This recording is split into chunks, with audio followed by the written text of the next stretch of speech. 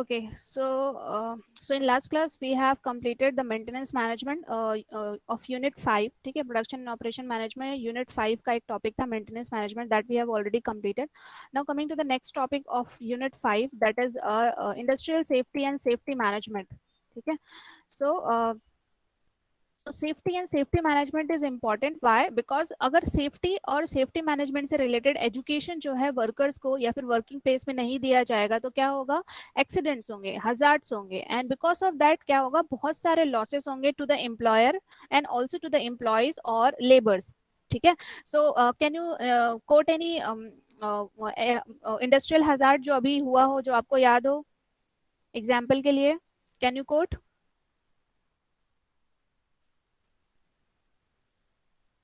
Bhopal gas tragedy.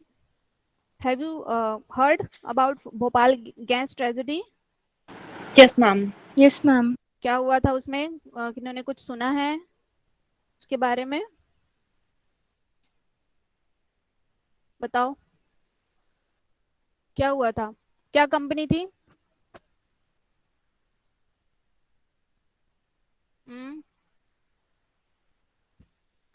Fertiliser बनाने वाली company थी. ठीक है, जिसने क्या, जहाँ क्या हुआ था, आपका जो है आइसोसाइनाइड करके एक गैस होती है जिसको क्या करना पड़ता है? बहुत लो टेम्परेचर, ठीक है, 20 या 20 डिग्री सेल्सियस ऐसा कुछ था, या फिर उससे भी लेस टेम्परेचर में क्या करना पड़ता है? उसको स्टोर करना पड़ता है क्योंकि वो फर्टिलाइजर बनाने के प्रोसेस के लिए इंपॉर्टेंट है. ठीक है, सो वहाँ क्या हुआ कि उसका जो टेम्परेचर का जो मेंटेनेंस था वो उतना नहीं हो पाया. सो बिकॉज ऑफ दैट क्या हुआ? अब वो गैस है, जैसे ही टेम्परेचर क्या हुआ? इंक्रीज हुआ तो वो क्या हुआ? रिलीज हो गया. ठीक है, पाइपलाइन से रिलीज हो गया. सो क्या हुआ? आइसोसाइनाइड गैस की वजह से बहुत सारे जो वहाँ लेबर्स थे उनको प्रॉब्लम हुई, और एंड वो क्या हुआ? उसके सराउंडिंग एरिया में भी लीक हो गया. ठीक है, बाहर चला गया एयर के through.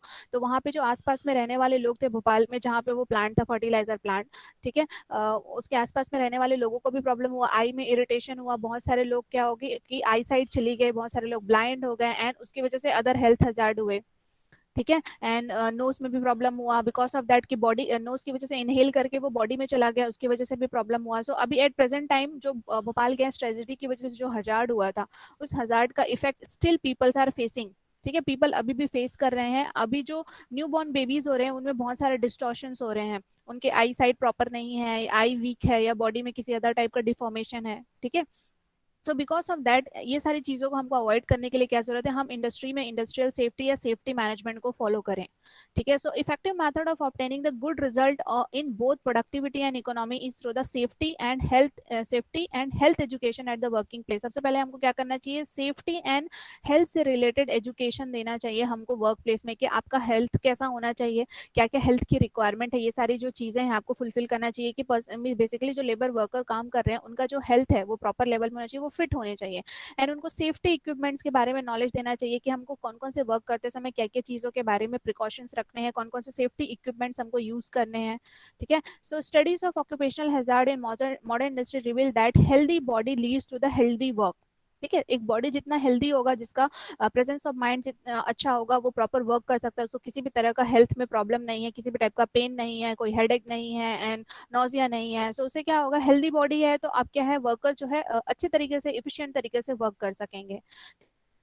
the occupational accidents can never be simple. जो कॉज जो होता है ऑक्यूपेशनल एक्सीडेंट का, वो सिंपल नहीं होता है, but just an common place accident होता है. कुछ कॉमन प्लेस में जब हम कुछ मिस्टेक कर देते हैं, कुछ चीजें अवॉइड कर देते हैं, उसकी वजह से एक्सीडेंट होता है. So consequently there are quite variety of accident. बहुत सारे वैरायटी ऑफ एक्सीडेंट्स होते हैं, ऐसे नहीं सिंगल की एक ही टाइप का एक्सीडेंट होगा.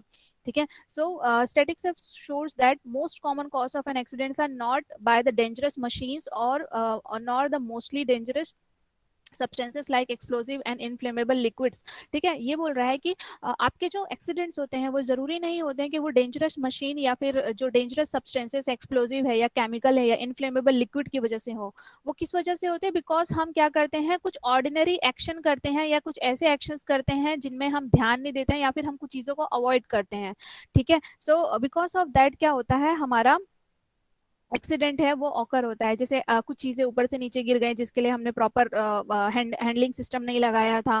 ठीक है, कुछ केमिकल्स को हमको यूज करने से पहले लाइक ग्लव्स वगैरह पहनना चाहिए था, या फिर extra what we can say coat, overcoat होता है ना, ओवर कोट होता है, वो पहनना चाहिए था, वो हमने नहीं पहना.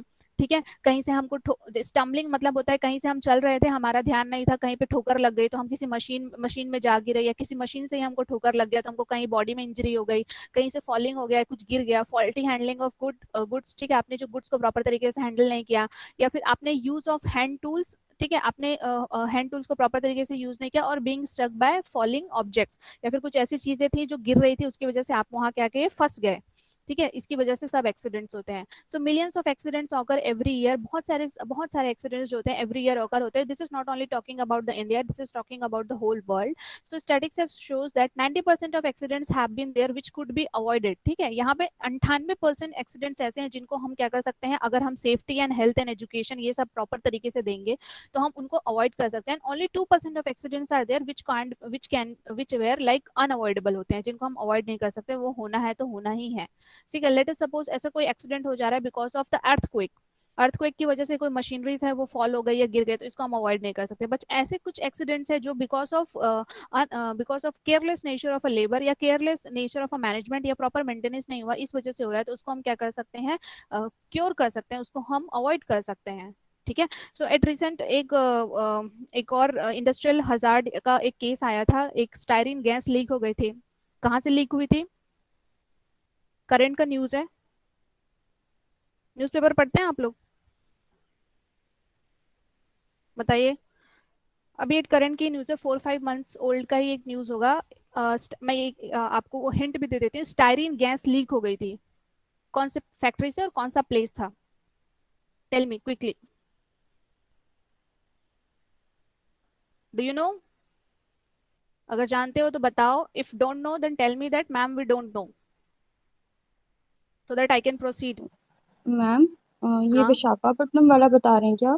हाँ, गुड। कौन सा फैक्ट्री थी, इंडस्ट्री कौन सी थी?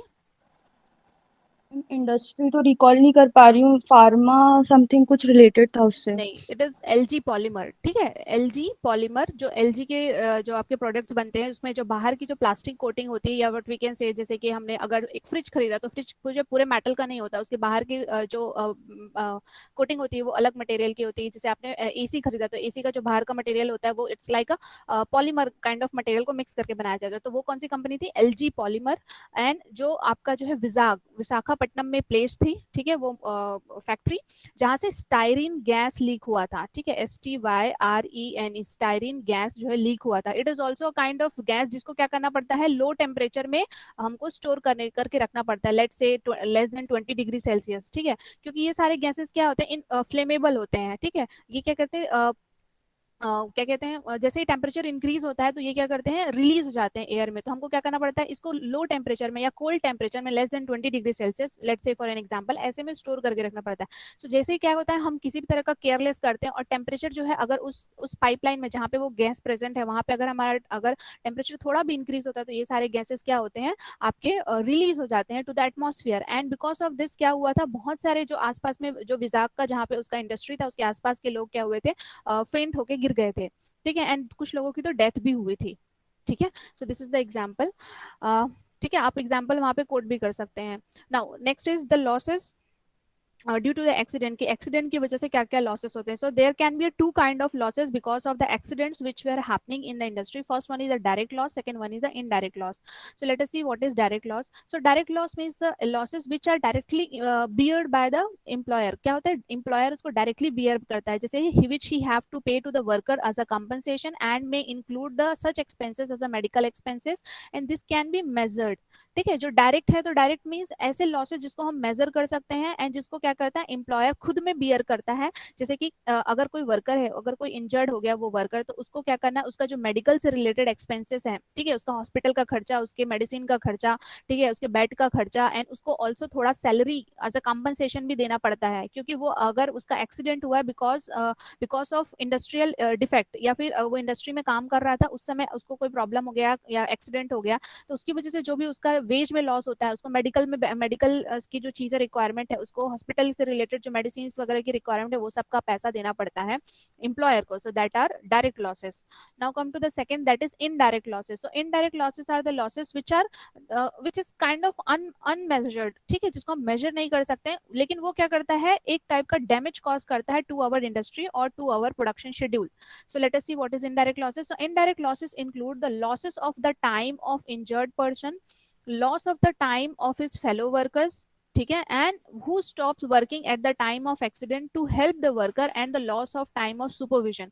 क्या क्या बोल रहा है, वैसे तो बहुत लेंदी है. सबसे पहले आपका जो टाइम लॉस होता है, बिकॉज ऑफ एक पर्सन इंजर्ड हो गया, तो कोई मशीन ब्रेक डाउन हो गई, उसकी वजह से अदर अदर फेलो वर्कर्स भी काम करना बंद कर देते हैं because of the sympathy show करने के लिए इंजर्ड पर्सन में. ठीक है, सो एंड ऑल्सो जो हमारा सुपरविजन का टाइम है वो भी लॉस हो जाता है. ठीक है, in assisting the injured investigation and preparing the report. ठीक है, अगर कोई इंजरी हुई है, कोई एक्सीडेंट हुआ है, तो उसको हम क्या करते हैं, उसकी इंजरी का हम इन्वेस्टिगेशन करते हैं, रिपोर्ट प्रिपेयर करते हैं. ठीक है, एंड ऑल्सो अल्टरनेट अरेंजमेंट करते हैं कि अगर कोई मशीन फॉल्ट हो गई तो या तो उसको हम रिपेयर करें, या फिर उस मशीन की जगह हम कुछ अल्टरनेट मशीन लगाएं, या उस बिल्डिंग में काम ना करें, किसी अदर बिल्डिंग में काम करें. ठीक है, and selecting and training the new crew members. ठीक है, सो इन सब में जो कॉस्ट ऑकर होता है, so that cost are known as a indirect cost और indirect losses because of industrial failure. ठीक है, so other losses are also due to the damage. ठीक है, which is the damage caused to the machine, that is the losses due to the reduction in efficiency of the injured worker and he returned to his workforce, and losses due to the fall in moral of that worker. तो क्या क्या होता है, जो damage cause हुआ है to the machine में वो भी यहाँ काउंट होता है, एंड आपका जो इफिशियंसी थी, आपका जो प्रोडक्शन में जो इफिशियंसी थी वो भी रिड्यूस हो गई. एक वर्कर क्या करता है, अपने वर्क में रिटर्न नहीं हो पाता बिकॉज ऑफ जो इंजरी हुई थी या फिर जो डैमेज हुआ था, उसकी वजह से आपके मशीन्स वर्क नहीं कर रहे हैं, तो उसमें जो टाइम लॉस होता है, वेज लॉस होता है, मॉरल जो होता है वर्कर का वो लॉस होता है. सो ये सारे जो आपके इनडायरेक्ट लॉसेस हैं. Now comes to the next, that is causes of accident. ठीक है, so there are a lot of causes to the accident. That is first one is accident due to the dangerous machines. ठीक है, तो कुछ ऐसे बड़े और dangerous machines होते हैं जिसकी वजह से एक्सीडेंट्स होता है, जैसे कि बॉयलर. ठीक है, ये आपके बॉयलर, बहुत बड़े बड़े बॉयलर्स होते हैं, प्रेशर वेसल्स होते हैं, प्राइम मूवर्स होते हैं, ट्रांसमिशन सिस्टम होते हैं, इन सब की वजह से जो एक्सीडेंट्स होते हैं, that are known as accident due to the dangerous machines.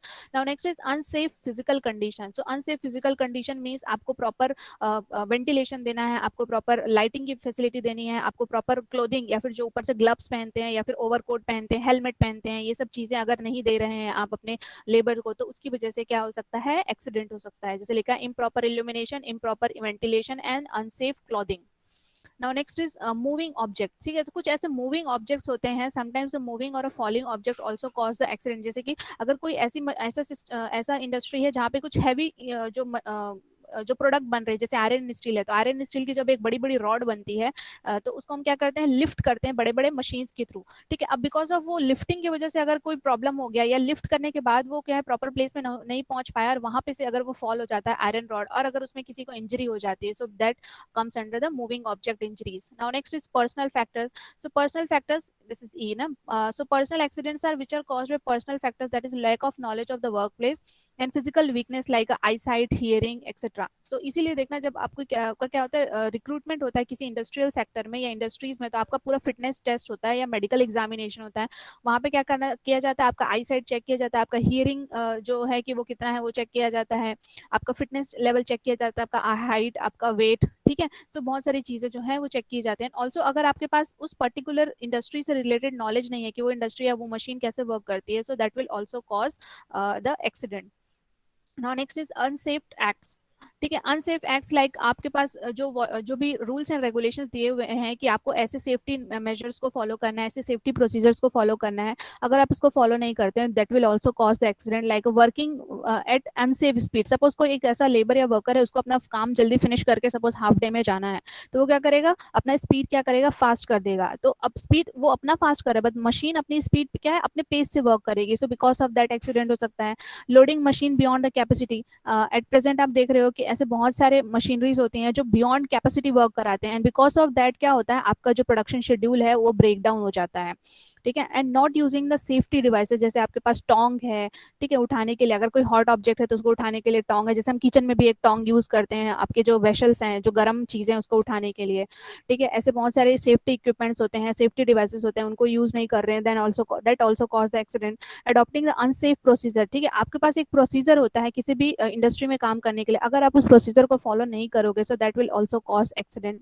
Next is electrical causes, जैसे कि आपके प्रोटेक्टिंग डिवाइसेस होते हैं, जैसे जेनर डायोड लगा होता है फॉर वोल्टेज को, मैंने वोल्टेज को क्या कहते हैं, वोल्टेज का फ्लक्चुएशन को एक नॉर्मल लेवल में लेके आता है। ठीक है, ऐसे ही अदर इक्विपमेंट्स होते हैं, एक छोटी सी डिवाइस होती है फ्यूज, ठीक है, फ्यूज लगी होती है, हैव यू सीन फ्यूज, छोटी सी होती है, इतनी बड़ी होती है फ्यूज। ठीक है, सो फ्यूज लगी होती है ताकि हम क्या होता है, जब लाइट का फ्लक्चुएशन बहुत ज्यादा होता है तो फ्यूज क्या होता है, इसकी जो है मेल्टिंग पॉइंट इलेक्ट्रिसिटी की वजह से वो हाई होती है, वो जल्दी क्या होता है कि इसका जो अंदर का जो वायर होता है बिकॉज ऑफ हाई हीट और लाइट फ्लक्चुएशन की वजह से वो क्या होता है, मेल्ट हो जाता है। सो इसकी वजह से क्या होता है, जो हमारे डिवाइस लगे होते हैं, बड़े डिवाइस जैसे आपका फ्रिज है, एसी है, कूलर है, टीवी है, ठीक, ये सारी चीजें जो होती है वो प्रोटेक्टेड रहती हैं। ठीक है, that is no provision of protecting devices, कोई प्रोटेक्टिंग डिवाइसेस नहीं लगी हैं, not following the proper instruction and not following the safety precautions, failure to use the insulated tools. ठीक है, कुछ कुछ टूल्स जैसे होते हैं जिसको जिनमें क्या करना पड़ता है, हमको इंसुलेशन करना पड़ता है। सो have you seen kettle, kettle देखा है आपने घर का, चाय बनाते हो, चाय पीते हो, दूध गर्म करते हो, have you seen kettle? Yes ma'am. तो वहाँ क्या यस होता है, मैम। यहाँ हैंडल में एक्स्ट्रा मटेरियल लगा होता है, बिकॉज क्या होता है, ये मेटल का बना होता है, तो जब हम क्या करते हैं यहाँ पे कोई भी सामान रख के हम उसको जब हीट करते हैं तो वो हीट क्या होता है, यहाँ हैंडल में भी आता है। तो यहाँ पे हम क्या करते हैं, एक एक्स्ट्रा जो मटेरियल होता है, ऐसा मटेरियल जो हीट इंसुलेटर होता है, उसका हम यहाँ पे लेयरिंग करते हैं, सो दैट हम क्या करें, इसको इजिली लिफ्ट कर सकें। ठीक है, ये आता है आपका इंसुलेटेड टूल्स में, ये मैं आपको किचन का एग्जांपल से बता रही हूँ। अब इंडस्ट्री में भी ऐसे इंसुलेटेड टूल्स लगे होते हैं, आपके बड़े बड़े इंस्ट्रूमेंट्स है जहाँ पे आपको हैंडल करना है, या फिर अगर कोई लेबर उसको हाथ से टच करता है उस जगह पे। ठीक है, now exposure to the harmful substances, so harmful substances जैसे आपका गैस है, ठीक है, गैस है, कुछ ऐसे गैसेस होते हैं जो एक्सप्लोजिव होती हैं, या जिनको आप इनहेल करोगे तो आपका जो है नीजल जो है वो ब्लॉक हो सकता है, आपको हेडेक हो सकता है, आपको लाइक आप फेंट हो सकते हो। ठीक है, फ्यूम्स है, डस्ट है, वेपर है, मिस्ट, एरोसोल्स, ठीक है, ये सारी चीजों को क्या है, टॉक्सिक सब्सटेंसेस को कैसे हैंडल करना है, अगर आप प्रॉपर हैंडल नहीं करते हो या फिर अगर लेबर इन सब के कांटेक्ट में आ जाता है तो क्या होता है, एक्सीडेंट हो सकता है। नाउ नेक्स्ट है आपका सेफ्टी गार्ड्स। ठीक है, सो सेफ्टी गार्ड्स में है लाइक कि आपको अटैचमेंट होना चाहिए कुछ मशीन या टूल्स में। ठीक है, आपको सेफ्टी गार्ड में आपको हेलमेट होना चाहिए काम करने के लिए, आपके पास ग्लव्स होना चाहिए, and also what called overcoat, एक होता है ओवरकोट, ओसी, ठीक है, ओवरकोट, ये सारी चीजें होना चाहिए एक लेबर के पास, सो दैट ही और शी में perform the activities in a safe manner. ठीक है, now fencing, so fencing, do you no fencing क्या होती है, आपकी सपोज ये लैंड एरिया है, सो लैंड के बाहर में हम जो बाउंड्री वॉल क्रिएट करते हैं, ठीक है, नॉट थ्रू द वॉल, वो एक लकड़ी की फेंसिंग होती है या फिर मेटल की फेंसिंग होती है, या विद ऐसी चीजें जो क्या करती हैं, इंसुलेटर नहीं होती हैं हीट और इलेक्ट्रिसिटी का, ऐसी चीजों से हम क्या करते हैं, उसका फेंसिंग करते हैं, जैसे हम वुड का कर सकते हैं। ठीक है, वुड की फेंसिंग कर सकते हैं, सो ऐसे फेंसिंग करना जरूरी है।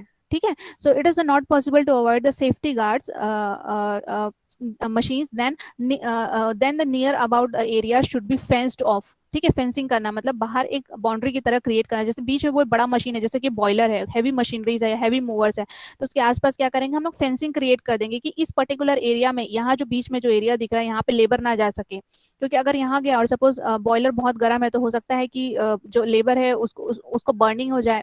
ठीक है, या फिर हो सकता है कि अगर कोई ऐसा बड़ा मूविंग मशीन है तो मूव कर रहा है या फिर कुछ चीजें मूव करा रहा है तो हो सकता है वो लेबर के ऊपर ही गिर जाए। ठीक है, now comes to the next, that is proper condition, so all the boiler safety gauges, water gauges and the pressure machine should be well maintained to ensure that there is a no sudden explosion and a busting। ठीक है, जो आपका boiler है वो sudden sudden तरीके से अचानक से गर्म होकर बस्ट नहीं होना चाहिए, आपका सेफ्टी वॉल्स है, सेफ्टी गॉजेस है, वाटर का गॉजेस है, उसका प्रेशर कैसा चल रहा है वाटर का।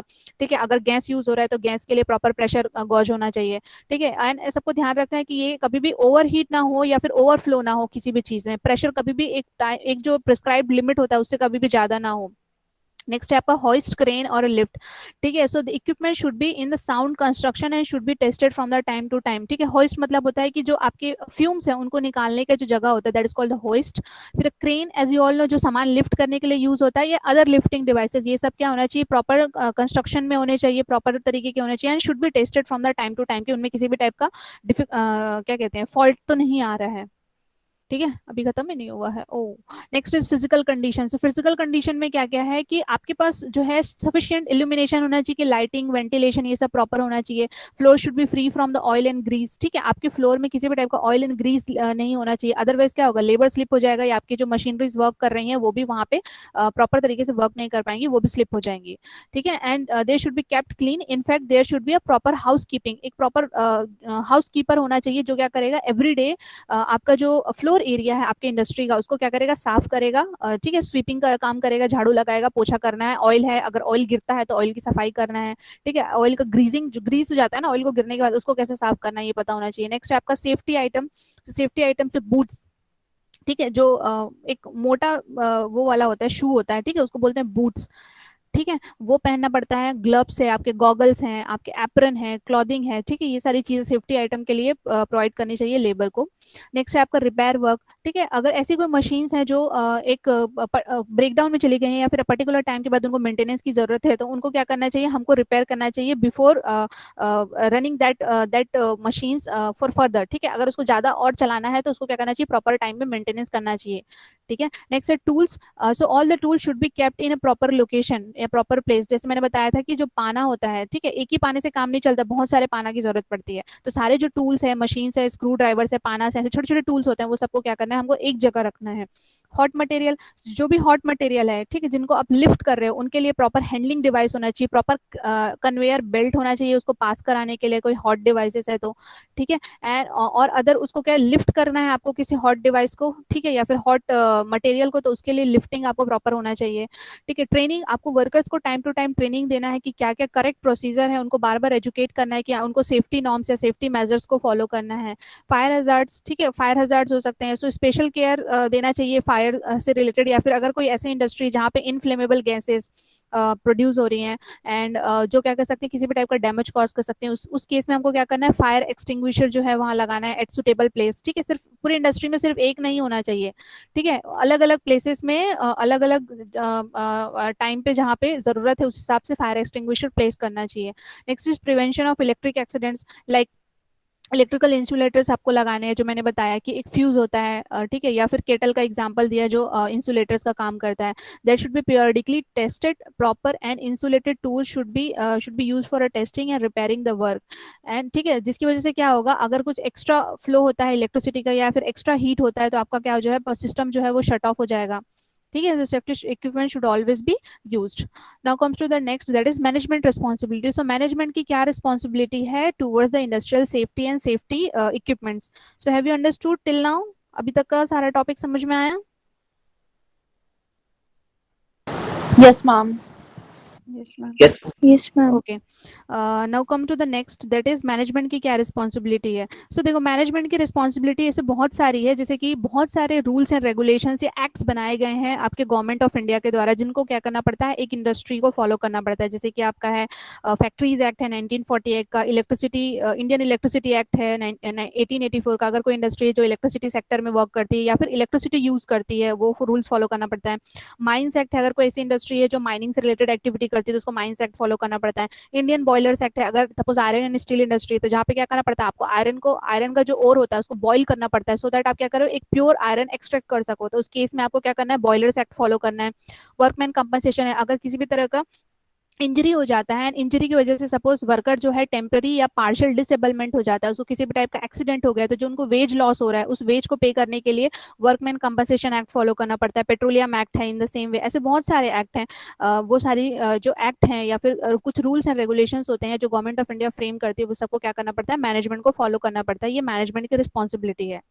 ठीक है, सो क्या क्या है अदर रिस्पॉन्सिबिलिटी है, that is safety precaution.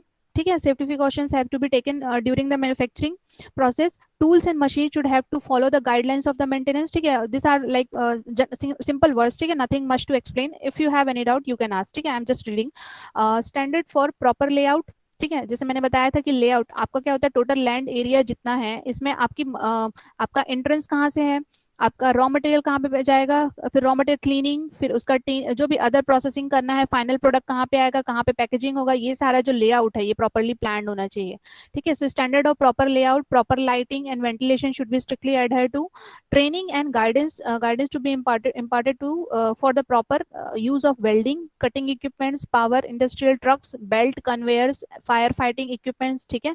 standard and specifications are prescribed in a safe industrial engineering procedures as to be followed। ठीक है। एक स्टैंडर्ड है जो हमारा एक इंडस्ट्रियल इंजीनियरिंग का एक इंस्टीट्यूट होता है, इंडियन स्टैंडर्ड इंस्टीट्यूट है, जो एक आपको क्या करता है, इंडस्ट्रीज को कौन कौन से सेफ्टी एंड स्पेसिफिकेशन, सेफ्टी से related specification and standards follow करने हैं वो बताता है।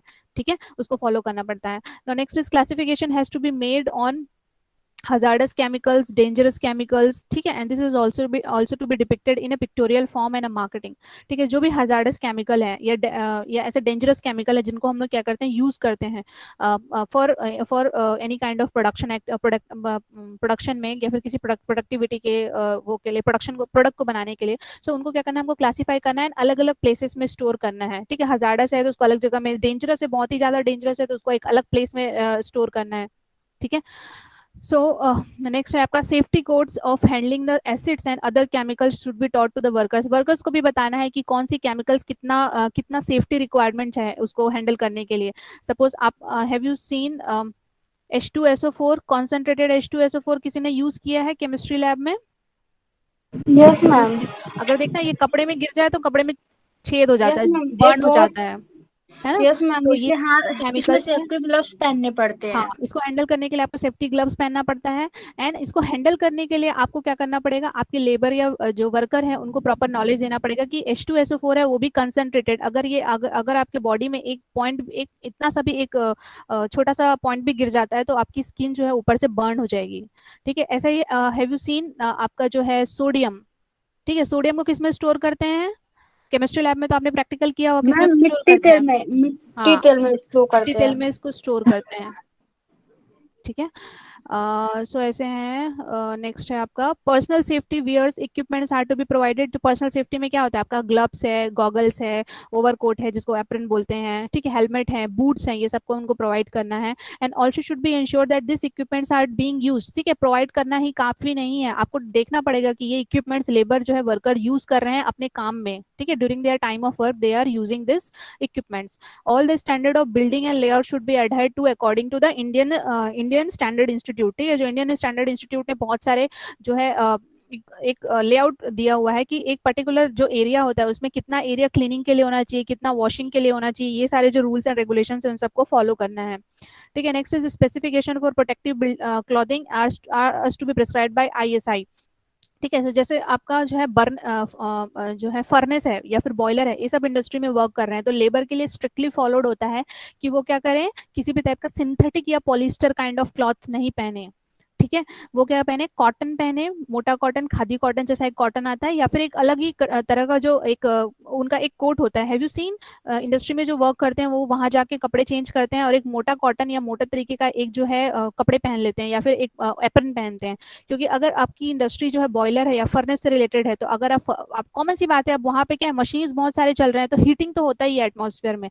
सो बिकॉज अगर पॉलिस्टर मटेरियल है तो हो सकता है कि अगर कहीं से भी थोड़ी सी भी हीट ज्यादा होती है तो पॉलिस्टर में कहीं पे जैसे होता है ना कि थोड़ा सा भी अंगार लग जाता है तो आग पकड़ लेता है। सो ये सारी चीजें हो सकती है। तो क्या होना चाहिए, ISI स्टैंडर्ड के हिसाब से प्रोटेक्टिव क्लोथिंग होनी चाहिए।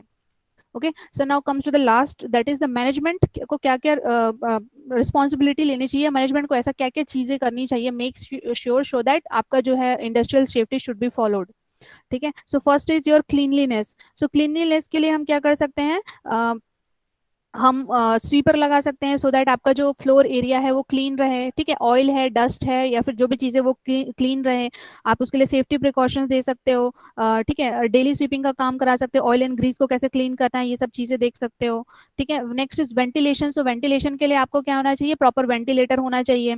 अगर वेंटिलेटर नहीं है तो आपको कुछ आर्टिफिशियल वेंटिलेटर्स लगाने चाहिए, जैसे आप एग्जॉस्ट फैन लगा सकते हो। Artificial humidity, suppose because of running of machines के रन होने की वजह से lot of heat are produce, ठीक है, बहुत सारी हीट प्रोड्यूस होती है, तो उसको क्या करना है, रिड्यूस करने के लिए आप क्या कर सकते हो, एसी लगा सकते हो, कूलर लगा सकते हो, एंड ऑल्सो क्या कहते हैं, वाटर स्प्रिंकल होता है। जो मशीन जो है, हैवी मशीन जहाँ वर्क करती है, वहाँ पे क्या होता है, बिकॉज ऑफ हैवी मशीन के वर्क करने की वजह से वहाँ जो इन्वायरमेंट है वो बहुत क्या कहते हैं, ह्यूमिड हो जाता है, गर्म हो जाता है, तो वहाँ पे क्या होता है, ह्यूमिडिटी को मेंटेन करने के लिए वाटर स्प्रिंकल किया जाता है, ठीक है। Next is overcrowding. So आपकी इंडस्ट्री में क्या है कि सपोज जो मशीन्स लगी हुई है, सपोज एक मशीन यहाँ लगी हुई है, एक मशीन यहाँ लगी हुई है, बड़ी हैवी मशीनरीज है, तो इनके बीच में वर्कर जब काम करते हैं तो उनके लिए कंडीशन है कि कम से कम 9.9 मीटर क्यूब, 9.9 मीटर क्यूब, ठीक है, इतना स्पेस होना चाहिए दो मशीन्स के बीच में, ठीक है, if it is already existing machinery है, ठीक है, बहुत ओल्ड इंडस्ट्री। और अगर न्यू इंडस्ट्री सेटअप हो रही है तो कम से कम 14.1 मीटर क्यूब, इतना स्पेस होना चाहिए कम से कम दो मशीनरीज के बीच में, सो दैट वर्कर यहाँ पे क्या कर सके, वर्क कर सके, इतना इतना प्लेस जो है वर्कर के लिए असाइंड होना चाहिए, ठीक है। ये this norm is according to the factories act of 1948, ठीक है, फैक्ट्रीज एक्ट 1948 में ये जो नॉर्म है वो मेंशन है। Now next comes to the lighting. So lighting is also very important. Either जो है आपका नेचुरल लाइट अवेलेबल होता है तो आप बड़े बड़े विंडोज बना सकते हो, ठीक है, कुछ पेन्स लगा सकते हो। अगर आर्टिफिशियल लाइट प्रेजेंट सॉरी अगर नेचुरल लाइट प्रेजेंट नहीं हो पा रही है आपकी इंडस्ट्री में, तो what you can do, you can place the artificial lightning, जैसे आप बड़े बड़े ट्यूब लाइट्स, बड़े बड़े बल्ब्स ये लगा सकते हो, ठीक है। ऐसे बल्ब्स लगाने हैं जो कूलिंग का काम करें, ऐसे बल्ब्स नहीं लगाने, वो येलो लाइट वाले नहीं लगाने जो हीटिंग करते हैं, ठीक है। व्हाइट लाइट लगाने हैं जिसमें क्या हो, व्यू और क्लियर दिखे। Next is drinking water. So drinking water की फैसिलिटी अवेलेबल होनी चाहिए at proper location and also at the portable location. ऐसा नहीं कि आप एक ड्रिंकिंग वाटर यहाँ लगा रहे हो और आपकी इंडस्ट्री में यहाँ पे वर्कर काम कर रहा है तो वो पूरा यहाँ से यहाँ तक चल के आएगा पानी लेने के लिए, नहीं, आपको प्रॉपर लोकेशंस में अलग अलग जगह पे according to the portability drinking water का जो प्लेस है, कूल ड्रिंकिंग वाटर या फिर कोल्ड ड्रिंकिंग वाटर या normal drinking water, according to the need आप इंस्टॉल कर सकते हो। नेक्स्ट इज बाथरूम्स, ठीक है। सो बाथरूम भी प्रॉपर होने चाहिए, ठीक है, ऐसा नहीं कि पूरे होल इंडस्ट्री के लिए एक ही बाथरूम होना चाहिए, नहीं, according to the need and according to the portability आपका बाथरूम है, यूरिनल है, स्पिटून्स है, ठीक है, वो अवेलेबल होने चाहिए या कराने चाहिए। Next is working hour. So working hours जो है एक फिक्स्ड होना चाहिए according to the factories act. क्या लिखा हुआ है कि फैक्ट्रीज एक्ट में लिखा है कि मिनिमम जो वर्किंग आवर है वो कितना हो सकता है, 8 आवर्स हो सकता है, ठीक है, इन अ डे। एंड आपका इन अ वीक कितना हो सकता है, 48 आवर्स हो सकता है according to the factories act, ठीक है। आपको फैक्ट्रीज एक्ट अगर आपको पढ़ना है तो यू कैन रीड, बिकॉज ये बहुत अच्छा एक्ट है एंड बहुत लेंदी भी है, ठीक है। सो वर्किंग आवर फिक्स होना चाहिए मेल एंड फीमेल के लिए, एंड ऑल्सो अगर वो एडोलेसेंट को क्या कहते हैं, अगर अपनी इंडस्ट्री में एम्प्लॉय कर रहा है तो उनके लिए एग्जैक्टली हाफ है, that is 4.5 hour in a day, ठीक है। Adolescent means the person who have completed the 14 years of age, and means 14 years से ज्यादा की एज का होना चाहिए, and 80 less than 18 years of age, ठीक है। सो इन लोगों को हम एम्प्लॉय कर सकते हैं, ठीक है, बट हजार्डस एक्टिविटी में नहीं करनी है, ऐसी एक्टिविटी में करनी है जो हजार्डस नहीं है या किसी भी केमिकल वगैरह की चीजें यूज नहीं होती है, ठीक है। ऐसी इंडस्ट्री में you can employ the adolescent. So working hour में आपको वर्किंग आवर 8 आवर है minimum in a day and 48 hour in a week, and if it is adolescent then 4.5 hour in a day. और adolescent कौन होता है, the person who has completed the 14 years of age and less than 18 years of age. ऐसे ही same mail के लिए भी अलग कंडीशन है, फीमेल के लिए भी अलग कंडीशन है कि फीमेल को आप रात में एम्प्लॉय नहीं कर सकते हो, आफ्टर 8 PM आपको वीमेन को फ्री करना पड़ेगा, ये कंडीशन लिखा हुआ है। नेक्स्ट है आपका noise and vibration. So suppose ऐसी कोई हैवी मशीनरी जो बहुत ज्यादा नॉइस प्रोड्यूस करती है या बहुत ज्यादा वाइब्रेशन कॉज करती है आपके सराउंडिंग्स में, ठीक है। सो इसकी वजह से क्या है, आपका जो फ्लोरिंग है उसको प्रॉपर बार बार मेंटेन करना, या इक्विपमेंट्स है उनमें प्रॉपर नट बोल्ट टाइट है या नहीं, बिकॉज ऑफ वाइब्रेशन क्या होता है, नट बोल्ट लूज हो जाते हैं, ठीक है। सो ये सबको ध्यान रखना है। नॉइस आ रहा है तो आप क्या कर सकते हो, ईयर बड्स या बड़े बड़े जो बड्स होते हैं जो नॉइस को कम करने का काम करते हैं, या नॉइस उसकी वजह से कानों में दिक्कत ना हो, प्रॉब्लम ना हो लेबर्स को, उसका कोई जो भी अरेंजमेंट है वो कर सकते हैं। नेक्स्ट इज आपका प्लांट एंड शॉप का लेआउट। सो जो भी आपका प्लांट है या शॉप है जिसमें आप क्या कर रहे हैं, प्रोडक्शन एक्टिविटी कर रहे हैं, उसका लेआउट जो है प्रॉपर वे में होना चाहिए, ठीक है। कहाँ से आपको रॉ मटेरियल एंट्री होनी है, कहाँ पे आपको उसको क्लीनिंग करनी है, कहाँ प्रोडक्शन करना है, कहाँ पे आपका फाइनल आउटपुट प्रोड्यूस होगा, कहाँ पे वो पैकेजिंग होगा, एंड फाइनली कब वो बाहर निकलेगा, ये सारी चीजें प्रॉपर तरीके से प्लान होनी चाहिए। एंड अपार्ट फ्रॉम दिस आपको लेबर के लिए रेस्ट रूम भी देना है, वॉशिंग एरिया भी देना है, उनके लिए लंच आवर के प्लेसेस देना है उनका, और आपको ड्रिंकिंग वाटर फैसिलिटी भी देनी है, ठीक है, बाथरूम्स भी देने हैं। सो ये सारी चीजों को देख के फिर आपको प्लांट लेआउट्स क्या है सेट करना है। नेक्स्ट है आपका कंपनसेशन। सो कंपनसेशन भी आपको प्रॉपर तरीके से देना है to their employees. Because of compensation अगर प्रॉपर नहीं होता है तो एम्प्लॉयज के मन में क्या होता है, किसी भी तरीके का ग्रीवेंस होता है, because of their grievance they will generally avoid the procedures, जो सेफ्टी प्रोसीजर्स है उनको अवॉइड करते हैं, एंड उसकी वजह से क्या होता है, एक्सीडेंट्स हो जाते हैं, ठीक है। सो आपको कंपनसेशन सबसे पहले तो करेक्ट वे में या प्रॉपर वे में देना है जो उनका बनता है। ठीक है। आपको कंपनसेशन भी डिफाइंड है according to the payment of wages act and minimum wages act, कि मिनिमम वेजेस एक्ट में डिफाइन है कि एक लेबर या वर्कर को कितना मिनिमम वेजेस होना चाहिए। एंड आइदर इट में भी मिनिमम वेज हो सकता है, फेयर वेज हो सकता है, लिविंग वेज हो सकता है, तीनों के लिए अलग अलग कंडीशंस हैं। ठीक है। And if it is in a good then if अगर कोई एक्सीडेंट हो भी जाता है तो उस एक्सीडेंट के केस में क्या होता है, अगर कोई लेबर इंजरी हो गई, लेबर को कोई इंजरी हो गई है, तो बिकॉज ऑफ दैट वो वर्क नहीं कर पाएगा, आइदर वो टेम्पररी इंजरी है, परमानेंट इंजरी है, on the basis of that workman compensation act है। ठीक है। सो वर्कमैन कंपनसेशन एक्ट के हिसाब से उसकी जो बेसिक जो सैलरी है उसका कुछ परसेंट टेम्पररी एंड कुछ कुछ परसेंट के बेसिस पे परमानेंट अगर डिसेबिलिटी हो जाती है तो उनको कंपनसेशन देना भी रिस्पॉन्सिबिलिटी है मैनेजमेंट की। क्योंकि अगर उसको किसी भी टाइप का हार्म हो गया तो उसकी फैमिली को भी तो उतने दिनों तक जीना है ना, तो उसके लिए भी कंपनसेशन देना पड़ता है। Now next is the medical examination. So ultimately जो भी वर्कर जो है काम करने के लिए जा रहे हैं इंडस्ट्री में, उनका क्या होना चाहिए, medical examination time to time होना चाहिए। ठीक है। Either in a quarterly basis, either in a monthly basis, या फिर आइदर हाफ ईयरली और ईयरली बेसिस में उनका height, health, fitness, eye sight, hearing, ठीक है, ये सारी चीजों का प्रॉपर टेस्ट होना चाहिए by the doctor and free of cost. ठीक है। मैनेजमेंट की रिस्पॉन्सिबिलिटी है कि free of cost every year, ठीक है, मोस्ट प्रोबेबली एवरी ईयर करा सकते हैं, उतना कोई दिक्कत नहीं है, most probably every year with a qualified doctor and free of cost सारे जो वर्कर एंड लेबर है जो इंडस्ट्री में काम कर रहे हैं उनका कराना चाहिए। ठीक है। So this is about the whole topic of industrial safety and safety equipments.